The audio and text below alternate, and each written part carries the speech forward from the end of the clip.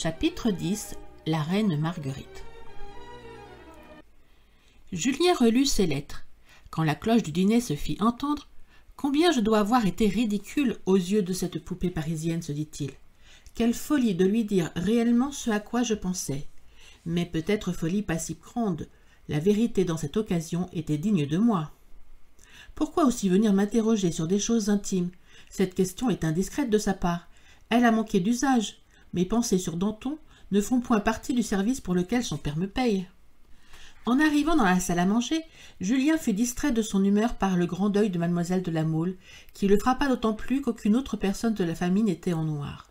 Après dîner, il se trouva tout à fait débarrassé de l'accès d'enthousiasme qui l'avait obsédé toute la journée. Par bonheur, l'académicien qui savait le latin était de ce dîner. « Voilà l'homme qui se moquera le moins de moi, se dit Julien, si, comme je le présume, ma question sur le deuil de mademoiselle de La Mole est une gaucherie. » Mathilde le regardait avec une expression singulière. « Voilà bien la coquetterie des femmes de ce pays, telle que madame de Rênal me l'avait peinte, se dit Julien. Je n'ai pas été aimable pour elle ce matin, je n'ai pas cédé à la fantaisie qu'elle avait de causer. J'en augmente de prix à ses yeux. Sans doute le diable n'y perd rien. Plus tard, sa hauteur dédaigneuse saura bien se venger. Je la mets à pis faire. Quelle différence avec ce que j'ai perdu! Quel naturel charmant! Quelle naïveté! Je savais ses pensées avant elle. Je les voyais naître. Je n'avais pour antagoniste dans son cœur que la peur de la mort de ses enfants. C'était une affection raisonnable et naturelle, aimable même pour moi qui en souffrais. J'ai été un sot. Les idées que je me faisais de Paris m'ont empêché d'apprécier cette femme sublime. Quelle différence, grand Dieu! Et qu'est-ce que je trouve ici? De la vanité sèche et hautaine, toutes les nuances de l'amour-propre et rien de plus. On se levait de table. Ne laissons pas engager mon académicien, se dit Julien. Il s'approcha de lui, comme on passait au jardin, prit un air doux et soumis et partagea sa fureur contre le succès d'Hernani. « Si nous étions encore au temps des lettres de cachet, dit-il. » Alors il n'eût pas osé, s'écria l'académicien avec un geste à la Talma. À propos d'une fleur, Julien cita quelques mots des Géorgiques de Virgile et trouva que rien n'était égal au vers de l'abbé de Lille. En un mot, il flatta l'académicien de toutes les façons. Après quoi, de l'air le plus indifférent, « Je suppose, lui dit-il, que mademoiselle de La Mole a hérité de quelque oncle dont elle porte le deuil. »« Quoi? Vous êtes de la maison, dit l'académicien en s'arrêtant tout court, et vous ne savez pas sa folie? Au fait, il est étrange que sa mère lui permette de telles choses. Mais entre nous, ce n'est pas précisément par la force du caractère qu'on brille dans cette maison. Mademoiselle Mathilde en a pour eux tous et les mène. C'est aujourd'hui le 30 avril, et l'académicien s'arrêta en regardant Julien d'un air fin. Julien sourit de l'air le plus spirituel qu'il put. Quel rapport peut-il y avoir entre mener toute une maison, porter une robe noire et le 30 avril, se disait-il. Il faut que je sois encore plus gauche que je ne le pensais. Je vous avouerai, dit-il à l'académicien, et son œil continuait à interroger. Faisons un tour de jardin, dit l'académicien, entrevoyant avec ravissement l'occasion de faire une longue narration élégante. Quoi? Est-il bien possible que vous ne sachiez pas ce qui s'est passé le 30 avril 1574? Et où? Dit Julien étonné. En place de Grève. Julien était si étonné que ce mot ne le mit pas au fait. La curiosité, l'attente d'un intérêt tragique, si en rapport avec son caractère, lui donnait ces yeux brillants qu'un narrateur aime tant avoir chez la personne qui l'écoute.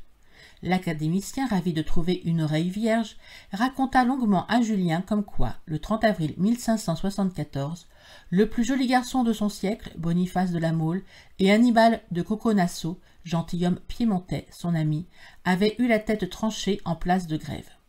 La Mole était l'amant adoré de la reine Marguerite de Navarre, et remarquez, ajouta l'académicien, que mademoiselle de La Mole s'appelle Mathilde Marguerite. La Mole était en même temps le favori du duc d'Alençon et l'intime ami du roi de Navarre depuis Henri IV, mari de sa maîtresse.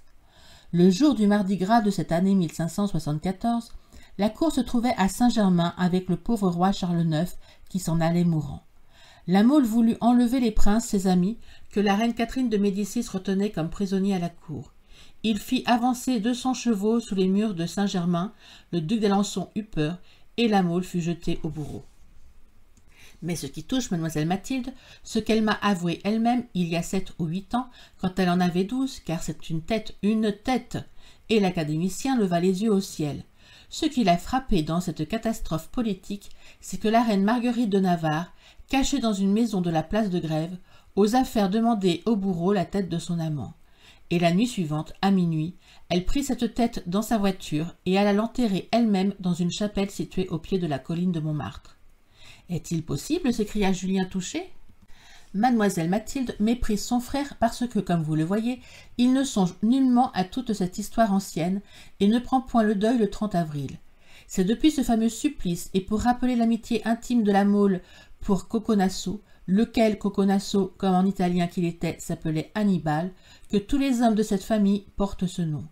Et, ajouta l'académicien en baissant la voix, ce Coconasso fut, au dire de Charles IX lui-même, l'un des plus cruels assassins du 24 août 1572.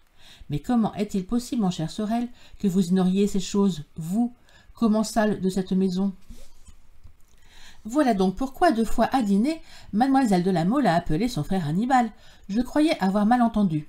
C'était un reproche, il est étrange que la marquise souffre de telle folie. Le mari de cette grande fille en verra de belles. Ce mot fut suivi de 5 ou 6 phrases satiriques. La joie et l'intimité qui brillaient dans les yeux de l'académicien choquèrent Julien. Nous voici 2 domestiques occupés à médire de leur maître, pensa-t-il. Mais rien ne doit m'étonner de la part de cet homme d'académie. Un jour, Julien l'avait surpris aux genoux de la marquise de la Mole. Il lui demandait une recette de tabac pour un neveu de province. Le soir, une petite femme de chambre de mademoiselle de la Mole, qui faisait la cour à Julien comme jadis Élisa, lui donna cette idée que le deuil de sa maîtresse n'était point pris pour attirer les regards. Cette bizarrerie tenait au fond de son caractère. Elle aimait réellement ce La Mole, amant aimé de la reine la plus spirituelle de son siècle, et qui mourut pour avoir voulu rendre la liberté à ses amis. Et quels amis! Le premier prince du sang et Henri IV. Accoutumé au naturel parfait qui brillait dans toute la conduite de madame de Rênal, Julien ne voyait qu'affectation dans toutes les femmes de Paris, et pour peu qu'il fût disposé à la tristesse, ne trouvait rien à leur dire. Mademoiselle de la Mole fit exception. Il commençait à ne plus prendre pour de la sécheresse de cœur le genre de beauté qui tient à la noblesse du maintien. Il eut de longues conversations avec mademoiselle de la Mole, qui quelquefois après dîner se promenait avec lui dans le jardin, le long des fenêtres ouvertes du salon.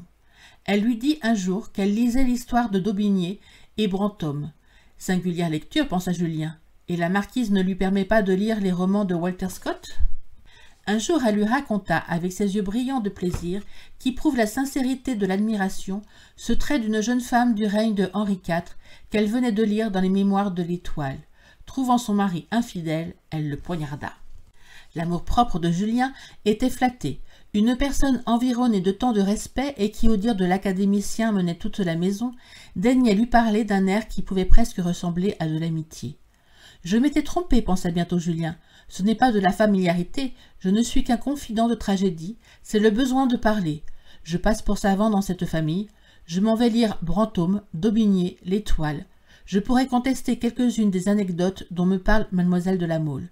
Je veux sortir de ce rôle de confident passif. » Peu à peu, ses conversations avec cette jeune fille, d'un maintien si imposant et en même temps si aisé, devinrent plus intéressants. Il oubliait son triste rôle de plébéien révolté. Il la trouvait savante et même raisonnable. Ses opinions dans le jardin étaient bien différentes de celles qu'elle avouait au salon. Quelquefois, elle avait avec lui un enthousiasme et une franchise qui formaient un contraste parfait avec sa manière d'être ordinaire, si altière et si froide. « Les guerres de la Ligue sont les temps héroïques de la France, lui disait-elle un jour, avec des yeux étincelants de génie et d'enthousiasme. Alors chacun se battait pour obtenir une certaine chose qu'il désirait, pour faire triompher son parti, et non pas pour gagner platement une croix comme du temps de votre empereur. Convenez qu'il y avait moins d'égoïsme et de petitesse. J'aime ce siècle. Et Boniface de la Mole en fut le héros, lui dit-il. Du moins, il fut aimé comme peut-être il est doux de l'être. Quelle femme actuellement vivante n'aurait horreur de toucher à la tête de son amant décapité? Madame de la Mole appela sa fille. L'hypocrisie, pour être utile, doit se cacher. Et Julien, comme on voit, avait fait à mademoiselle de la Mole une demi-confidence sur son admiration pour Napoléon. Voilà l'immense avantage qu'ils ont sur nous, se dit Julien, resté seul au jardin. L'histoire de leurs aïeux les élève au-dessus des sentiments vulgaires et ils n'ont pas toujours à songer à leur subsistance. Quelle misère, ajoutait-il avec amertume. Je suis indigne de raisonner sur ces grands intérêts. Ma vie n'est qu'une suite d'hypocrisie, parce que je n'ai pas 1000 francs de rente pour acheter du pain. À quoi rêvez-vous là, monsieur, lui dit Mathilde, qui revenait en courant. Julien était las de se mépriser. Par orgueil, il dit franchement sa pensée. Il rougit beaucoup en parlant de sa pauvreté à une personne aussi riche. Il chercha à bien exprimer par son ton fier qu'il ne demandait rien. Jamais il n'avait semblé aussi joli à Mathilde. Elle lui trouva une expression de sensibilité et de franchise qui souvent lui manquait. À moins d'un mois de là, Julien se promenait pensif dans le jardin de l'hôtel de la Mole, mais sa figure n'avait plus la dureté et la roguerie philosophique qui imprimaient le sentiment continu de son infériorité. Il venait de reconduire jusqu'à la porte du salon Mademoiselle de la Mole, qui prétendait s'être fait mal aux pieds en courant avec son frère. « Elle s'est appuyée sur mon bras d'une façon bien singulière, se disait Julien. Suis-je infat ou serait-il vrai qu'elle a du goût pour moi? Elle m'écoute d'un air si doux, même quand je lui avoue toutes les souffrances de mon orgueil. Elle qui a tant de fierté avec tout le monde.